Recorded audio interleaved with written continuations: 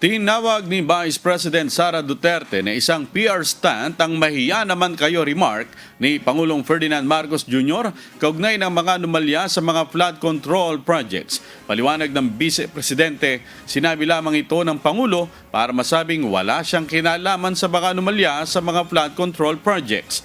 Pero giit ni BP Sara, hindi may hiwalay ng Pangulo ang kanyang sarili sa issue dahil siya rin ang lumagda sa budget ng mga proyektong iniuugnay sa kontrobersya.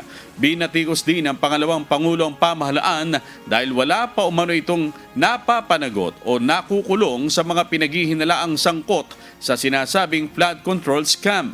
Dahil dito sinabi ng Vice Presidente na hindi na dapat umaasa ang publiko na mapapanagot ang mga malalaking taong iniuugnay sa issue. Dagdag pa ni BP Duterte, hindi na rin dapat maniwala ang publiko sa mga pangako ng administrasyon dahil marami na umano itong mga pangakong hindi natupad.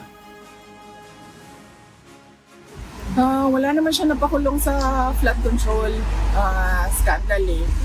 At saka, yung sinabi niya na mahiya naman kayo, it was a PR stunt na sinali nila yung linya na yon sa speech niya na nag-backfire. Dahil ang katotohanan naman kasi talaga, ghost projects yung flood control kung hindi man substandard, unfinished or substandard projects. No?